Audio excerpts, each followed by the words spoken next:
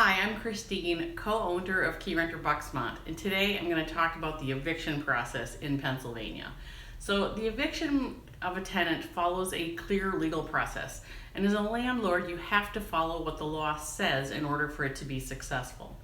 So whether you're tasked with evicting a difficult tenant for your rental property, or maybe you just want to refresh your knowledge, hopefully this video will help.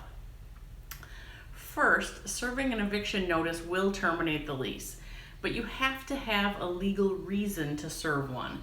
Legal reasons in the state of Pennsylvania include failure to pay rent, a lease agreement violation, if a tenant doesn't move out when the lease ends, or engaging in illegal activity on the property. So each of those reasons has unique rules. We're going to talk about each one. So first, tenants who fail to pay rent. Pennsylvania law allows landlords to evict tenants for failure to pay. State law considers rent to be late on the day after it's due. If there's a different grace period, you should spell that out in the lease.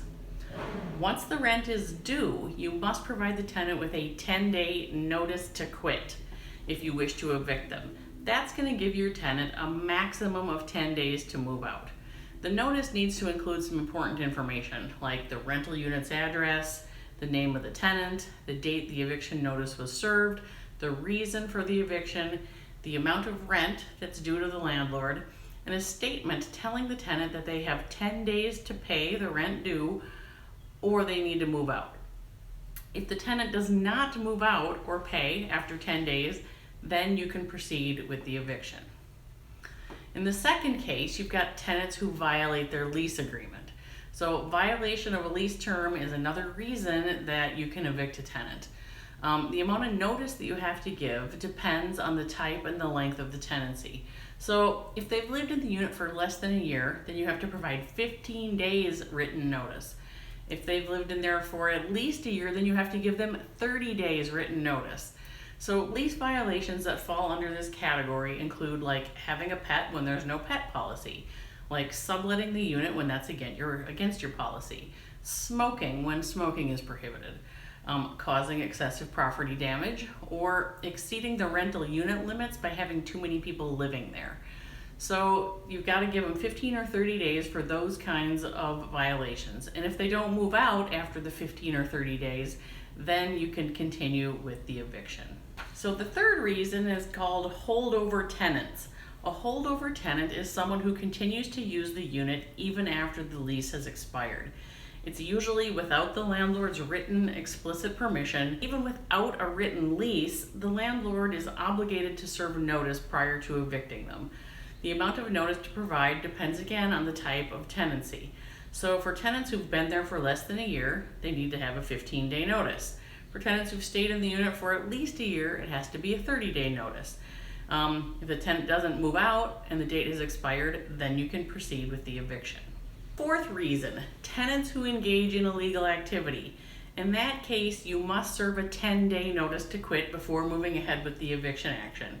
Illegal activities can include things like the illegal sale, manufacture, or distribution of controlled substances, seizure of a controlled substance from the rental unit by a law enforcement agency. If the tenant does not move out after the notice period, then you can continue with the process.